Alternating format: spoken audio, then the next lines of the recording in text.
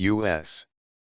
House Speaker John Boehner and other congressional leaders raced to finalize a sweeping two-year budget deal and an extension of the federal debt ceiling until March 2017 before Boehner transfers power to his expected successor, Paul Ryan. If successful, the deals would mark a final act for Boehner to clear some politically divisive legislation as Ryan takes over as Speaker, assuming a majority of the House of Representatives votes to put him in the top job in an election set for Thursday. Boehner is set to retire from Congress on Friday. No final deal has been announced yet, but lawmakers said Republican and Democratic leaders hope to put finishing touches on the package by late Monday, with the possibility of a vote in the House as early as Wednesday.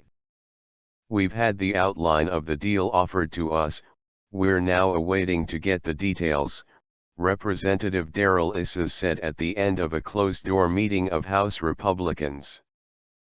By negotiating a two-year budget deal, congressional leaders and the White House may be acknowledging that they will not be able to craft a comprehensive, longer-term deficit reduction package during the remainder of Barack Obama's presidency.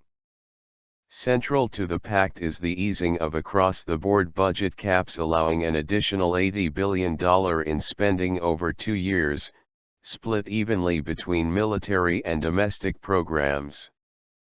About $50 billion in added spending would come in fiscal 2016, which started on October 1, and $30 billion would be added to the fiscal 2017 budget.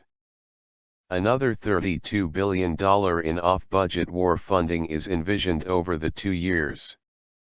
The deal also would prevent a spike in Medicare Part B insurance premiums for doctor visits and lab tests. The added spending would be offset by more than $168 billion in long-term savings from reforms to the Social Security Disability Insurance Program, according to a person familiar with the negotiations. Details on those changes were not yet available. Congress faces a November 3 deadline to extend the U.S. Treasury's authority to borrow, or risk a default on federal obligations as cash runs short.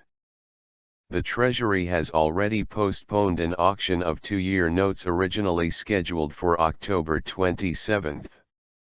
Founding members of the conservative House Freedom Caucus told Reuters there was no time left to stop a debt ceiling deal pushed by Boehner and they would focus on future fiscal deadlines. Even with a 2-year budget deal, Democrats and Republicans still could fight over how the money would be divided among various programs. There also could be pitched battles over possible Republican attempts to add riders to the spending measure, such as ending federal funding for Planned Parenthood because of its abortion practices. Ryan, if elected Speaker, will face the challenge of finishing a spending bill by a December 11 deadline or face the prospect of government shutdowns.